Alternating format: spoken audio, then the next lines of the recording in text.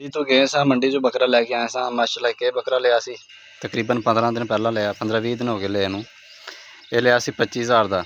ਇਹ ਚੈੱਕ ਕਰੋ ਤੁਸੀਂ, ਹਾਲਾਂਕਿ ਐਡਾ ਬੱਕਰਾ ਵੱਡਾ ਨਹੀਂ ਹੈ, ਛੋਟਾ ਹੀ ਹੈ। ਦੂਸਰਾ ਇਹ ਲਿਆ ਸੀ ਇਹ ਜਿਹੜਾ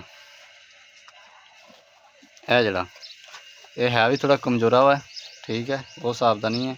ਇਹ 23.5 ਦਾ ਲਿਆ, ਉਹ 25 ਦਾ ਲਿਆ, ਯਾਨੀ ਕਿ ਉਹ ਤੁਹਾਡੇ ਸਾਹਮਣੇ ਮਾਸ਼ਾਅੱਲਾ ਤਗੜਾ ਨਜ਼ਰ ਆਉਂਦਾ ਵੇ। ਇਹ ਥੋੜਾ ਜਿਹਾ ਢਿੱਲਾ ਮੱਠਾ ਨਜ਼ਰ ਆਉਂਦਾ ਵੇ। ਇਹ ਜਿਹੜਾ ਵੇ ਆਪਣਾ ਵੇ, ਇਹ ਵੀ ਪਤਾ ਨਹੀਂ ਵਾਧਾ ਫੁੱਲਦੇ ਨਹੀਂ ਪਿਆ, ਪਤਾ ਨਹੀਂ ਰੌਲਾ ਕੀ ਵੇ। ਹੁਣ ਚੋਕਰ ਪਾਉਣਾ ਸ਼ੁਰੂ ਕੀਤਾ ਵੇ, ਠੀਕ ਹੈ, ਕੋਈ ਦਵਾਈ ਸ਼ਵਾਈ ਵੀ ਦੇ ਰਹੇ ਹਾਂ, ਦੇਖਦੇ ਹਾਂ ਵਾਧੇ ਫੁੱਲਦੇ ਹੈ ਜਾਂ ਨਹੀਂ।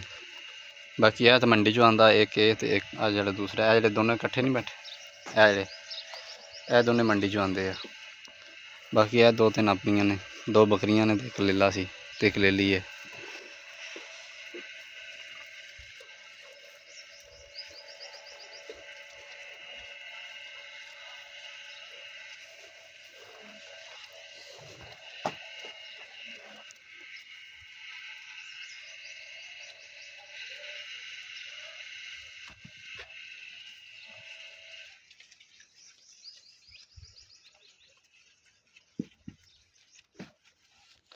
ਇਹ ਕਾਲਾ ਲੀਲਾ, ਕਾਲੀ ਬੱਕਰੀ ਦਾ ਵੇ। ਇਹ ਜਿਹੜੀ ਚਿੱਟੀ ਲੇਲੀ ਹੈ ਐਸੇ ਚਿੱਟੀ ਦੀ ਹੈ, ਤੇ ਮਾਂ ਦੇ ਨਾਲ ਹੀ ਖੜ ਕੇ ਖਾ ਰਹੀ ਹੈ।